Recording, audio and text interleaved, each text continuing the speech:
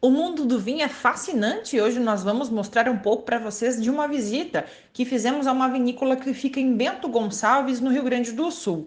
Hoje são 4 tipos de uva usados para os vinhos que são comercializados, mas outras variedades estão plantadas por ali em exposição na Miolo, que é a maior exportadora de vinhos do Brasil e a mais reconhecida no mercado internacional. São 10 milhões de litros por ano produzidos em uma área cultivada de vinhedos próprios, com aproximadamente 1.000 hectares. Depois da área onde são verificadas as uvas, entramos na primeira parte da vinícola, que é histórica, onde os primeiros vinhos foram fermentados em tanques de madeira de pipa de araucária, que atualmente não são mais usados.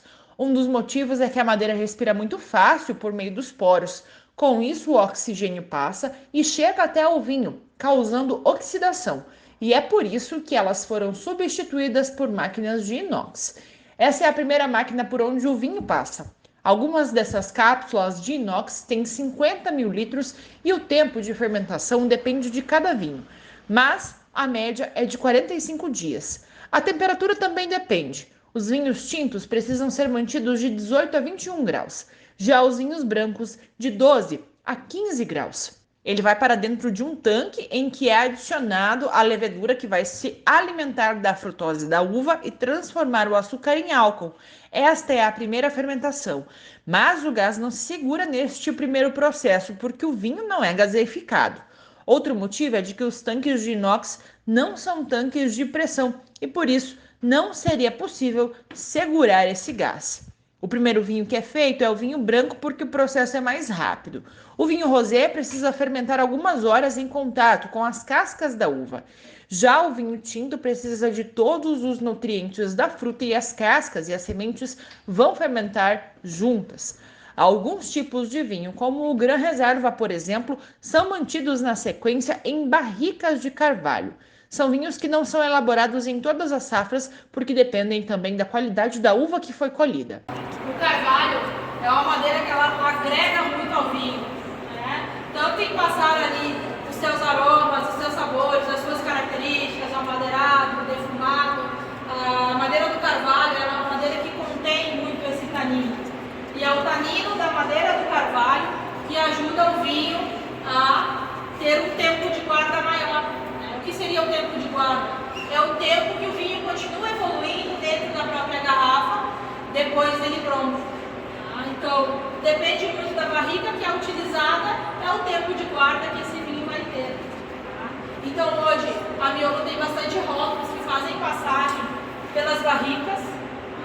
A linha mais alta que a gente tem hoje são a linha dos Gran Reservas. Trabalhamos hoje com 7 Gran Reservas, que são os nossos 7 lendários, onde está incluso o lote 43. Vinhos que não são elaborados em toda a safra. Então eu preciso que a safra ela tenha um 100% da maturação lá na uva para poder estar elaborando esses vinhos. Se for uma safra chuvosa, que a uva não maturou o suficiente, eu tive que colher ela precoce, a Miolo ela opta por não elaborar os seus Gran Reservas. Ela faz outros vinhos. Então são vinhos que também são 2 anos para elaboração. É 1 ano nas barricas de carvalho, seja ela francesa ou americana. Mas as barricas para os Gran Reservas, elas sempre vão ser as barricas de primeiro uso, as barricas novas. Então é 1 ano na barrica e 1 ano em cave, envelhecendo dentro da própria garrafa. O vinho que chega primeiro dentro da barrica, consequentemente, é aquele vinho que vai pegar bem mais essas características que esse tanino. O tempo de guarda dele vai ser maior, o que torna um vinho de alta guarda. Então hoje, dentro dos Gran Reservas, eu tenho vinhos que evoluem ali de 15 até 35 anos. Depende do vinho que está sendo elaborado. No caso dos espumantes, o processo é ainda mais trabalhoso. As garrafas vão para um espaço em que o líquido fica em contato com a levedura e é preciso, 2 vezes por dia, movimentar essas garrafas e deixá-las em um ângulo específico. Alguns espumantes ficam 10 anos em contato com essa levedura. Do espumante que vocês viram ali, maturando em casa. Então a levedura ali dentro da garrafa, depois que ela consome toda a frutose, transforma tudo em álcool e gás carbônico, ela acaba morrendo, pela falta de alimento. E quando ela morre, ela vai formar mais ou menos assim. É uma borra fina de levedura no fundo da garrafa. E é essa borra fina aqui que vai passar a próprias ali para o espumante. Tá? Então o espumante que é feito no tanque, ele é mais refrescante, ele é mais frutado, ele é mais levinho. Né? O espumante que fica em contato com essa levedura, ele é bem mais intenso em aromas, ele é amanteigado, ele tem mais cremosidade, né? Então tudo ele vai ter mais intensidade. Então o exemplo da Irid, ela é um espumante que ela fica 10 anos em contato com essa levedura, depois vem para cá para a gente retirar ela. O processo aqui se chama remoagem, tá? Esses pálidos se chamam pupitres. Então aqui a gente vai colocar a garrafa num ângulo mais ou menos assim ali no pupitre, tá? 2, 3 vezes por dia, isso depende da necessidade de cada espumante. O pessoal que cuida das caves, né, tem que vir até aqui e fazer um quarto de giro nessa garrafa. Então se faz um quarto de giro, garrafa por garrafa, manualmente, durante 60 a 70 dias, vai girando e levantando a garrafa. A levedura que estava presa aqui, ela vai descer toda para o gargalo. Tá?